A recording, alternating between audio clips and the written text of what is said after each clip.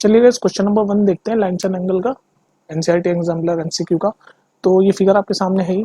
तो इस फिगर में कुछ चीज़ें दे रखी है कि ए बी और सी डी और ई एफ। ए बी क्या है, ये 3 लाइनें A B C D E F ये आपस में पैरेलल है, ये बता रखा है।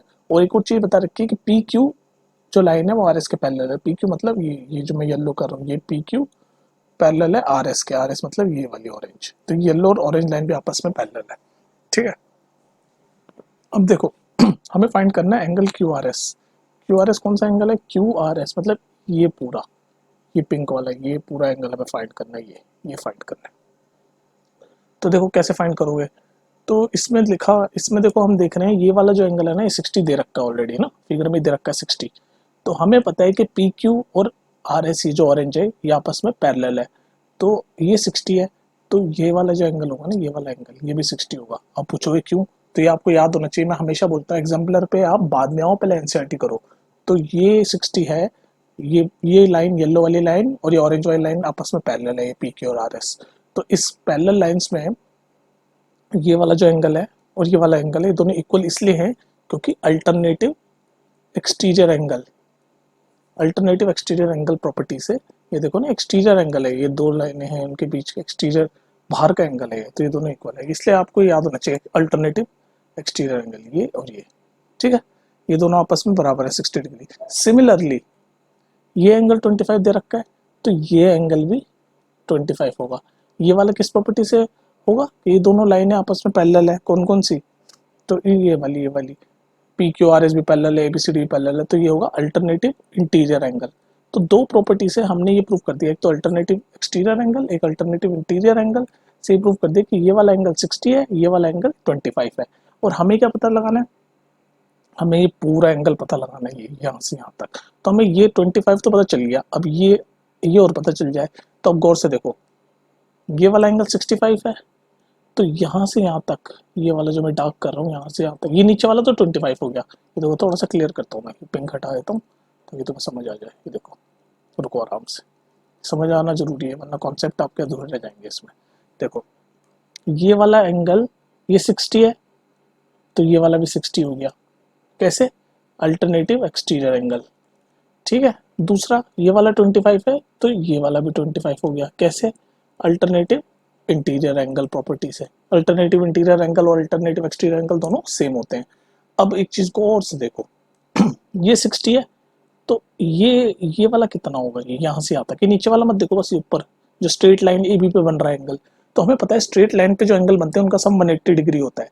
तो ये 60 है, तो ये वाला 120 होगा, होगा कि नहीं होगा, तभी तो 120 और 60 मिला के 180 डिग्री होगा। और ये जो ए बी लाइन है उसके ऊपर बन रहे हैं ना ये दोनों एंगल, तो ये 120 होगा। बस अब हमें मिल गया, हमें चाहिए क्या, क्यू आर एस। तो क्यू आर एस यानी कि ये वाला पूरा एंगल हमें मिल गया। ये वाला 120, ये वाला 120 ऊपर, और ये 25 हम प्रूव कर ही चुके हैं अल्टरनेटिव इंटीरियर एंगल से। तो 120 प्लस 25 कितना होता है, 145 डिग्री, जो कि इसका आंसर है, यानी ऑप्शन नंबर सी। ठीक है, थोड़ा सा ये समझने वाली बात है, ये आपको समझ आ जाएगा। प्लेलिस्ट में जाके एनसीईआरटी पढ़ लो, लाइन्स एंड एंगल्स बहुत अच्छे से पढ़ा रखा है मैंने। और फिर भी कोई डाउट हो तो कमेंट तो आपके पास है ही, कमेंट जिंदाबाद। ठीक है, चलो नेक्स्ट क्वेश्चन देख लेते हैं। चलो इस क्वेश्चन नंबर 2 देखते हैं क्या कह रहा है। If one angle of a triangle, if one angle of a triangle is equal to the sum of other two angles। तीन एंगल होते हैं, मान लो तीन एंगल है x, y और z। ट्राइंगल में तीन एंगल होते हैं और हमें पता है इन तीनों एंगल का सम 180 डिग्री होगा एंगल सम प्रॉपर्टी से। ये कह रहा है कि एक एंगल का सम, एक एंगल जो है वो बराबर है बाकी के दो एंगलों के सम के। मतलब अगर मैं ऐसे मान लूँ कि x जो है वो बराबर है बाकी के दो सम के, तो यहाँ पर मैं y प्लस जेड की जगह भी अगर x डाल लूँ, इन दोनों की जगह भी अगर मैं x डाल लूँ, क्योंकि ये कंडीशन दे रखी है, ये वाली कंडीशन दे रखी है, तो क्या हो जाएगा, x प्लस एक्स 2x, तो 2x is equal to 180 degree. यहाँ से एंगल x की वैल्यू होगी 90 डिग्री, और जहाँ पर भी एक एंगल 90 डिग्री हो जाता है इसका मतलब वो ट्राइंगल राइट एंगल ट्राइंगल है, तो इसका आंसर है डी।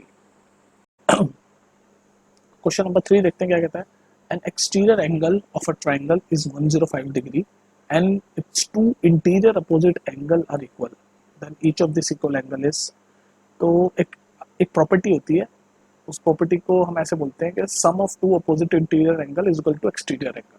ये आपको पता होनी चाहिए property, sum of two opposite interior angle is equal to exterior angle. तो एक्सटीरियर एंगल दे रखा है 105, तो जो दो इंटीरियर एंगल है अपोजिट एंगल दो, उसके उनका वैल्यू इस 105 के बराबर होगी। तो ये पूछ रहा है और दोनों कितने के होंगे, तो x की वैल्यू निकाल लो। तो 105 बाय 2 कितना होता है 50, कितना होता है 52.5। तो 52.5 ये हाफ यानी 0.5 है ना, तो इसका आंसर है बी। समझ गए भाई, सीधी सीधी प्रॉपर्टी लग रही है कि sum of two opposite interior angle is equal to exterior angle, बस वही लगाया हमने। क्वेश्चन नंबर 4 पढ़ते हैं। If the angle of a triangle are in the ratio of 5, 3 और 7, ये रेशियो के साइन है, इस टू बोलते हैं इसको, 5:3:7, और हमें पता है कि तीनों एंगलों का सम 180 डिग्री होता है ट्राइंगल में। तो ये तीनों एंगल है, लेकिन ये इस टू साइन है, तो इस टू का जब साइन हटाते हैं तो हम कोई वेरिएबल लिख लेते हैं, तो मान लो x लिख लेते हैं। तो 5x plus 3x plus 7x का सम 180 डिग्री होगा, क्योंकि ये ट्राइंगल के एंगल बोल रखे हैं। तो ट्राइंगल के एंगलों का सम 180 डिग्री होता है। इन तीनों को ऐड कर दो तो क्या बनेगा 15x is equal to 180 degree. तो यहाँ से x की वैल्यू आ जाएगी हमारी 12। तो x की वैल्यू आ गई आपकी 12, और जब x की वैल्यू 12 आ गई तो हम तीनों एंगल निकाल सकते हैं। ये 5x है तो 60 डिग्री, और ये 3x है तो 12 3 जा 36 डिग्री, ये 7x है तो 12 7 जा 84 डिग्री। तीनों एंगल 90 से कम है, यानी कि एक्यूट एंगल ट्राइंगल है, ए इसका आंसर। चलो क्वेश्चन नंबर 5 देखते हैं। If one of angle of a triangle is 130 degree and the, तो हम ट्राइंगल बनाते हैं और ए बी सी लिख लेते हैं। कह रहा है वन एंगल 130 डिग्री है, मान लो इसको मैंने 130 डिग्री मान लिया। Then the angle between the bisector of the other two, तो ये बाइसेक्टर बना दिया, और इनके बीच का जो एंगल है, यानी ये एंगल पूछ रहा है, मान लो इसको ओ लिख लिया, तो बीओसी पूछ रहा है बेसिकली हमसे, बीओसी। देखो इसमें ना एक डायरेक्ट फॉर्मूला यूज होता है, जब भी ऐसी कंडीशन होती है ना एंगल बाइसेक्टर और ये बीओसी पूछ रहा हो, तो आप बीओसी की वैल्यू पता है कैसे लिखते हैं, इस डायरेक्ट फॉर्मूले की तरह भी याद कर सकते हो आप, 90 प्लस a/2। तो ए क्या है 130 डिग्री, तो ऐड कर दो 90 प्लस 130/2 कितना होता है 65, तो 90 प्लस 65 यानी 155। ऑप्शन नंबर डी इसका आंसर, ये फॉर्मूला याद कर लो। चलिए इस क्वेश्चन नंबर 6 देखते हैं। ये एक फिगर दे रखा है, और इस फिगर में हमें बता रखा है कि जो ये पी क्यू एक लाइन है, और पी ओ क्यू ये ओ है, मान लो पी ओ क्यू एक लाइन है, और हमें एक्स की वैल्यू पूछी है, एक्स की वैल्यू। तो हमें दिख रहा है स्ट्रेट लाइन पे कुछ एंगल बने हुए हैं, ये 40 डिग्री है, ये 4x है, ये 3x है।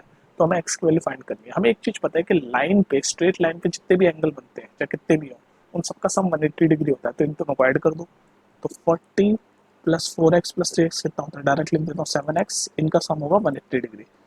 तो 40 को उधर भेजूंगा तो 7x की वैल्यू हो जाएगी 140 डिग्री, और यहाँ से x की वैल्यू आ जाएगी 20 डिग्री।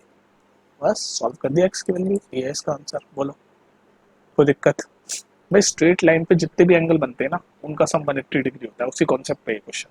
तो स्ट्रेट लाइन पे 40 डिग्री दे रखा है, 4x दे रखा है और 3x दे रखा है, मैंने तीनों को सम करके 180 के इक्विवेलेंट कर दिया, और यहाँ से x की वैल्यू निकाल ली, दैट्स इट। चलिए क्वेश्चन नंबर 7 देखो। देखो ये क्वेश्चन दिखने में हो सकता है किसी किसी बच्चे को मुश्किल लगे, लेकिन आप मुश्किल इसको समझो मत। देखो मैं समझाता हूँ कैसे, बस आप विजुलाइज करने की पावर बढ़ाओ अपनी। तो देखो ये जो लाइन है, तो क्वेश्चन में दे रखा है कि ये वाली लाइन क्यू पी नहीं ओपी है, ये ओपी, ये वाली लाइन ओपी और आर एस, ये दोनों आपस में पैरेलल है। जो दोनों येलो मैंने किए ना, ये आपस में पैरेलल है, ठीक है। हमें फाइंड करना है पी क्यू आर, यानी ये वाला एंगल, ये ग्रीन वाला। अब तक बात क्लियर, कोई दिक्कत नहीं है? अभी तो सिर्फ क्वेश्चन में जो लिखा है वो बता रहा हूँ, बिल्कुल आराम से पढ़ाएंगे हम। अब देखो इस क्वेश्चन को समझना जरूरी है। तो अब ये ना, मैं अगर ऐसे डॉट डॉट लाइन खींचूँ, ऐसे दूसरे कलर से ऑरेंज से खींचता हूँ, यहाँ से dot dot dot dot dot dot connect कर दो इसको, और कनेक्ट करके जहाँ पर ये कट रही है उसको मैं एक्स मान लूँ, ठीक है, कोई दिक्कत नहीं है। अब देखो क्वेश्चन में दे रखा है कि ये येलो दोनों लाइन आपस में पैरेलल है। तो हमारा याद है, हमारा ऐसे हम कॉन्सेप्ट पढ़ते थे कि दो पैरेलल लाइन है और ये ट्रांसवर्सल होती थी, ये वाली। तो देखो ये दो पैरेलल लाइन है, ये येलो वाली, और ये ट्रांसवर्सल है। कौन सी ट्रांसवर्सल है? ये वाली, ये जो मैं पिंक कलर से करूँगा ना, ये ट्रांसवर्सल है। इसको ट्रांसवर्सल इमेजिन करो, और ये एक्सटेंड होके, ये भी मान लो ऐसे एक्सटेंड होके दो पैरेलल लाइन है, और ये बीच में ट्रांसवर्सल है। ये विजुअलाइज करना सीखो। बस अगर आप ये विजुअलाइज कर लोगे ये ट्रांसवर्सल है, तो अब आपको सारी चीज़ समझ आ जाएगी। अब देखो आपको पता होना चाहिए कि ये वाला एंगल, यानी ये एक्स आर एस, ये वाला, ये जो मैं डार्क कर रहा हूँ, ये दे रखा है 130 डिग्री है, कोई दिक्कत नहीं है, 130 डिग्री है। तो अगर ये ट्रांसवर्सल है, तो ये वाला एंगल कौन सा, ये भी 130 डिग्री होगा। अल्टरनेट एंगल हो गए ना ये दोनों आपस में। ये देखो ना, ये दो ये इस लाइन को ऐसे एक्सटेंड करके विजुलाइज करो, ये यहाँ से ऐसे दो लाइन है, इसको भी ऐसे विजुलाइज कर लो, और ये बीच में ये ट्रांसवर्सल कट रही है। तो देखो ऐसे ही तो होते हैं अल्टरनेटिव एंगल, ये इधर वाला ये इधर वाला हो गया ना अल्टरनेटिव। तो ये इधर वाला ये 130 दे रखा है, तो ये भी 130 हो गया। विजुलाइज करना सीखो बस। एक बार आपको पता चल गया कि ये वाला एंगल 130 डिग्री है, तो अब एक और कॉन्सेप्ट आपको पता होना चाहिए। वो कॉन्सेप्ट क्या है? वो कॉन्सेप्ट ये है कि अब इस ट्रायंगल को देखो, इस वाले ट्रायंगल को पी एक्स क्यू को।